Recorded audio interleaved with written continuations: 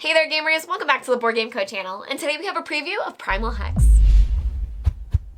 Hey there gamers, it's Professor Meg here, and welcome back to the Board Game Code channel. Today we have a preview of Primal Hex by Smart Flamingo Games. Now, this is a current crowdfunding campaign, so you can check out the Gamefound link down below for everything that they have planned. This is a sponsored video, and this is also a prototype copy in front of me, so all rules, components, things like that subject to change. And I do know that this is actually a demo copy in front of me, so I was only get to get a little taste of everything that is planned between the different Warchiefs for the different colors that you're playing, as well as the advisors and things like that. And we'll get all into what that means, but Primal Hex is going to be a game for 2 to 4 players where you are placing out these different hexes, and that may seem very passive, but it's actually very aggressive because you are trying to take control from areas, and there's only so many areas that you can take. So you can see where if we want to start contesting for these areas here, you're going to start taking over these spots, and then you will be replacing players' colors with your own colors. So at first the game will be a little passive because there is a scenario setup and you start a bit further away from other players, but as the game progresses pretty quickly, you're going to be maneuvering around other players and taking over their spaces, because all of this is going to gain you victory points, and you're going to do this for 6 different rounds, and then whoever has the most victory points at the end of the game is going to be the winner. Now this game is built for 2 to 4 players, but I have a 2-player setup in front of you. So as I mentioned, the scenarios, you're going to build that out depending on how many players you have. So you're going to use that to set up not only these starting spots for where your players are going to be able to place their starting hexes, but you're going to place things like terrain as well, which is going to allow you to maneuver around and perhaps block yourself, but on top of that, you'll be able to move that terrain yourself and take over different areas. So you are going to have these different scenario setups that are getting you started with how you're going to have this setup, providing a lot of replayability, and then a lot of the scoring is going to be augmented by these season cards here, which are drawn newly for every game that you're going to play. So this is something that they are actually going to be changing, where you can see this is called Golden Autumn and Mild Summer. That actually doesn't matter where they are in this line and what's going to score. That's just the name of the flavor of those cards. So they're going to be changing that a little bit just to show that you're progressively going to be scoring for each of these over the course of 6 rounds, tracking them over the skulls over here. Now in Primal Hex, as you are getting started, once you choose the color that you're going to play as, for example green, you're going to have a deck of Warchief cards and Advisor cards, and they're both going to be shuffled. You'll draw 3 of each and then select which ones you want to actually play with. And this is going to be very important because your Warchiefs are going to do a lot of what you're starting out with, because they are the basis for what you're doing and they have a special ability, but your Advisors are actually hidden. So you choose when to reveal your Advisor if you should choose to do so, but they're going to provide endgame scoring for you. So you're going to use both of these different cards along with all of your different tiles and your orders to try to be the best as you can at your faction. So taking a look at the Warchief cards, they do provide statistics for what you are going to be starting off with. So there is your strength, and that is going to determine how many battle tokens you start off with. You can see that we both start off with 4, this green player and the blue player. And then they also have their cunning. That's going to be how many cards you draw from the tactics deck before discarding down to 6, because there are 6 rounds, so you'll be playing a total of 6, meaning that you kind of want to plan which ones you'll be using and what will be most useful to you throughout the different rounds. Now, there's also their influence, and that's how many tiles you're going to be able to place in your starting terrain. So, for example, this Warchief has 3, but this one only has 2, meaning at the beginning of the game, the green player will start with 3 hexes on the board, and the blue player will only start with 2 hexes on the board, but that is balanced by different things. So this one has similar stats where they would be drawing 14 cards and choosing 6, but to read the special abilities, bar over here, the cunning, which is the blue player, is order takes over an enemy hex instead of destroying it, their prey order. So I'm going to explain a lot what that means in a moment, but the prey order would destroy an enemy hex, and this one taking over would mean that instead of destroying something over here, and prey is really great because it could go anywhere, you could choose to destroy this, and this would become a blue hex, meaning that blue would be able to start pulling in from this area. So that is very, very cool. But we also have this one over here, and their harvest order costs 1 more. Now, Harvest already costs you 5. That's how you're getting victory points throughout the game. But taking the first hex each turn with the ranged action, which is going to be shoot, costs 0. And normally that would cost you 3. So that is a huge advantage there if that's something that you want to try to do. And I'm sure you would build your strategy around it if that was the Warchief that you chose to start with. Now, before I go on to what the turn order is going to look like, just know in this game that the first player token does pass. So, especially in a 2-player game, this is going to be very back and forth, and there is a huge strategy to being able to place certain things out. So, the play order is going to move depending on what round you're in, so just know that that's going to happen. Now, throughout the different phases, players are going to first start off with a preparation phase, and during this preparation phase, players are going to roll their 10 dice. So, you have 10 die in each of your colors, and I did set up this round to show you what this would look like. We are currently in round 2 over here.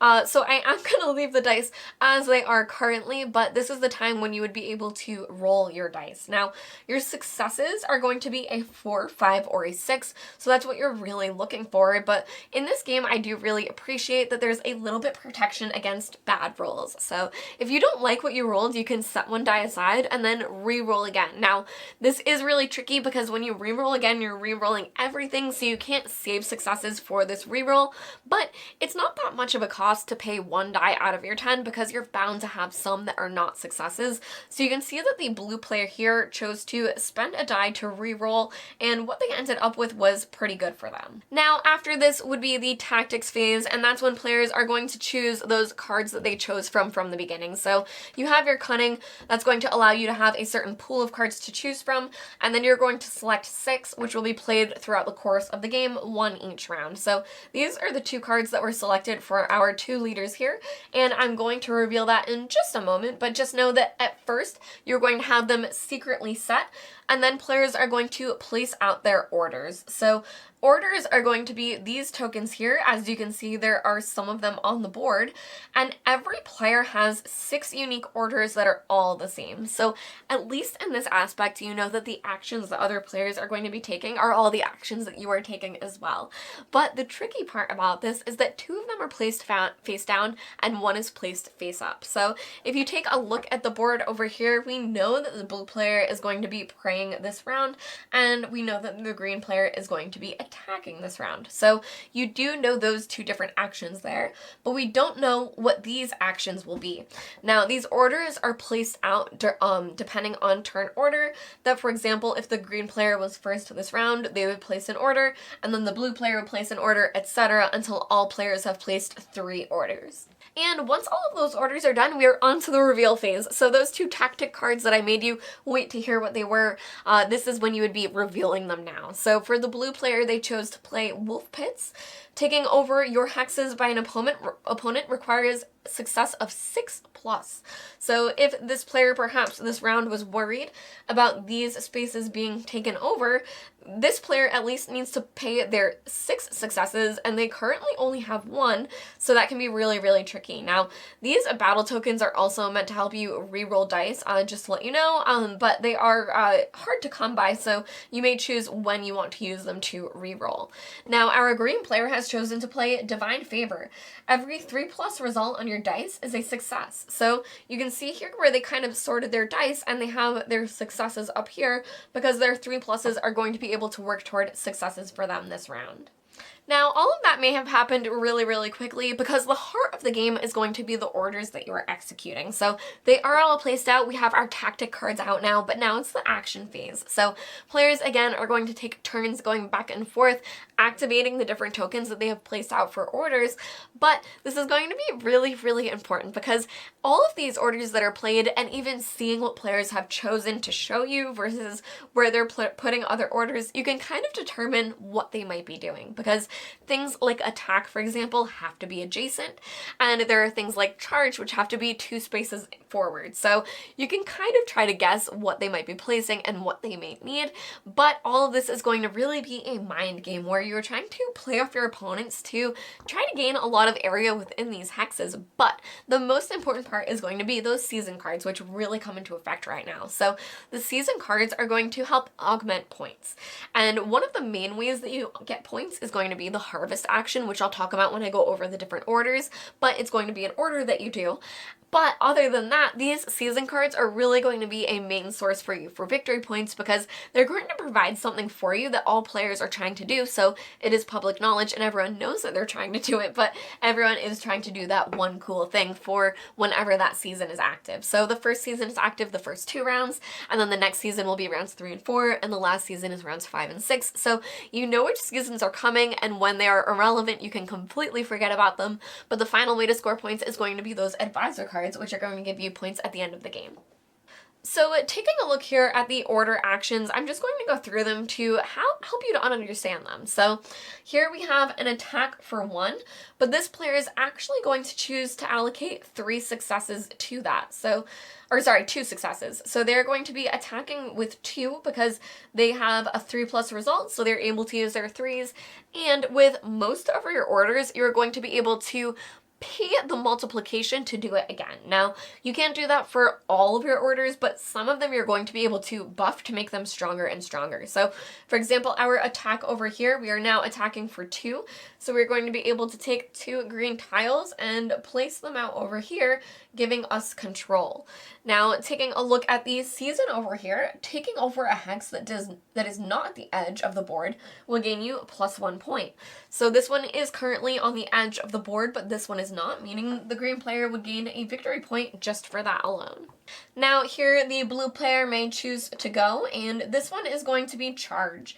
Now charge is really cool where you can go forward 2 hexes and take over both of them in a straight line. So in this example, we would be able to take over this hex as well as this hex, but we would not be able to curve around or anything like that or go to the other side. So from where the order is executed, you need to go 2 forward, but depending on where we were, if we had 4 points to allocate toward this, we could do 4 spots in a straight line, perhaps down this way, which could be pretty cool.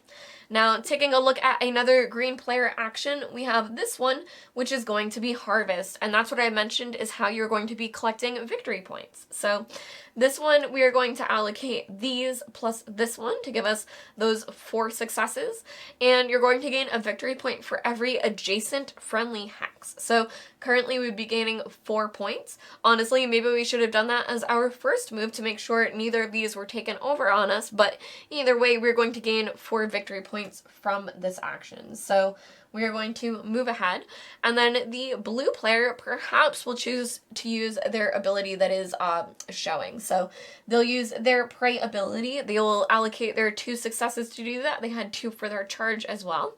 And then they're going to be able to not only get rid of an enemy hex, but they're actually going to be able to take it over because that is their special ability. So they're going to be able to remove this, which is what the ability would normally do, but they're also going to be able to place this down here. Now, if a player were to play the prey hex adjacent to a terrain, they would be able to move the terrain as well. So that's the other thing that this token would be able to do for you, is that if you want to try to maneuver around terrain, you're able to actually move it if you use that action.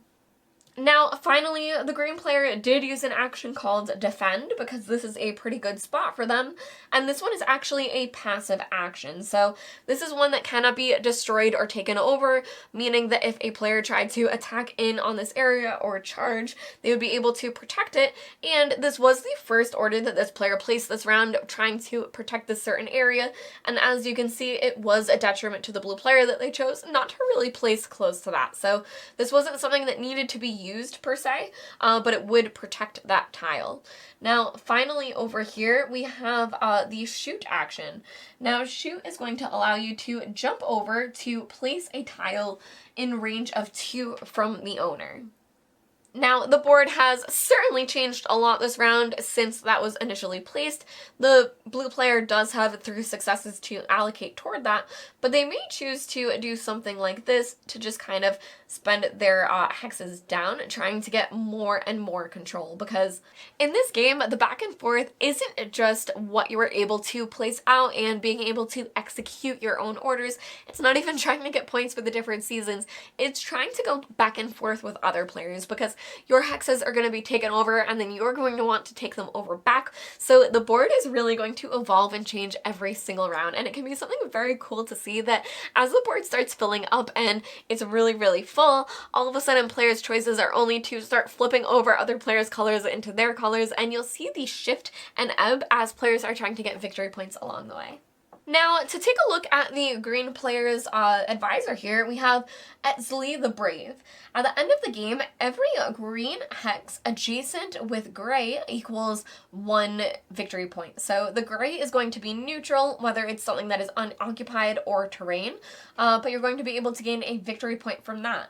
And then they also have keep all unused success dies for the next turn. So that is the one-time ability that advisors are going to have, and that is something that you can choose to use, but then it exposes your advisor. So you have this ability, you're able to choose to use it, but once you do, your scoring conditions are going to be shown to all other players. So that really is a risk up to you if you want to choose to reveal it or not. Now, the advisor for the blue team is going to be Used, the Messenger of the Spirits, and the end of the game, every 2 blue hexes on the board is worth a victory point, so that's just really easy for you to calculate. But their ability is going to be change the result of 2 of your dice. Now, changing the result means putting it to exactly what you want, so this may be very, very important to you, especially toward the end of the game, maybe in round 6, when you can just reveal this because you feel very strong about your endgame conditions.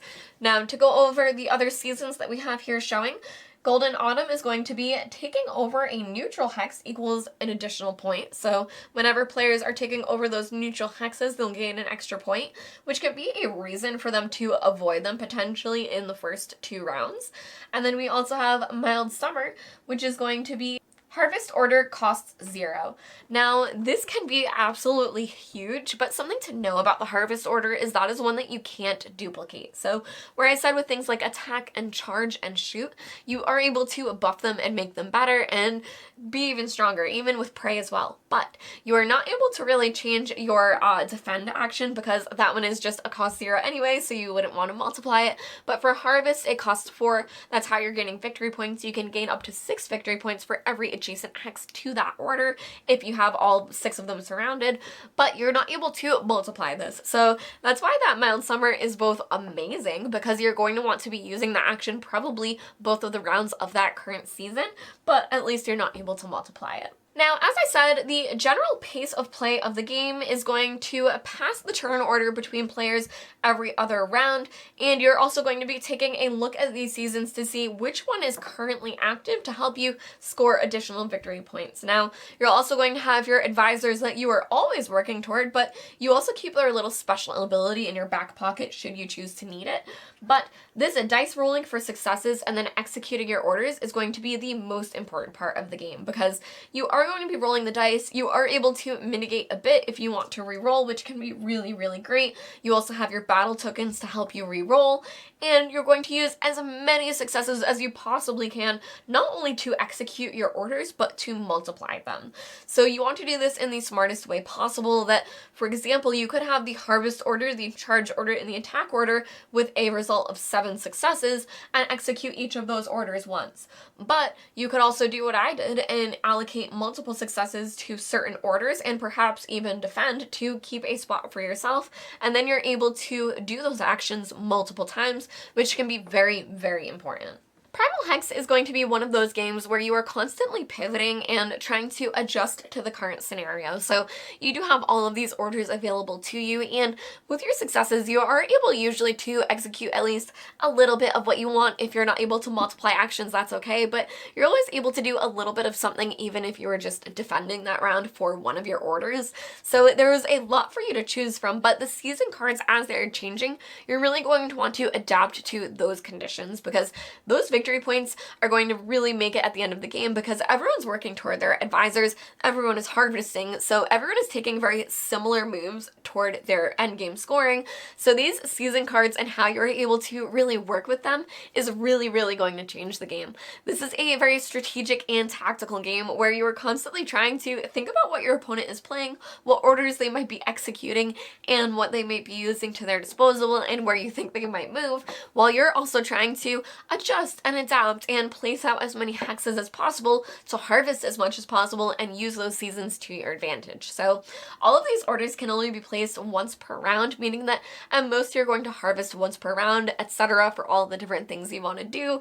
So it can be really, really tricky just trying to figure out how to gain the most control, because this is a game that honestly can be very cool to watch as the tiles move back and forth and different players take more and more control and then gain control back. So it really comes down to how you're able to adapt and really pay attention to these seasons, because that's going to provide bonus points for everyone at the table.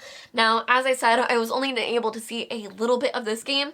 There are even more planned for the Warchief decks, the Advisor decks, things like that. So I highly suggest checking out the Gamefound campaign linked down below for everything, just to see what they have planned. I've been Professor Meg. Thank you all for watching this preview, and I'll see you in the next one. Bye!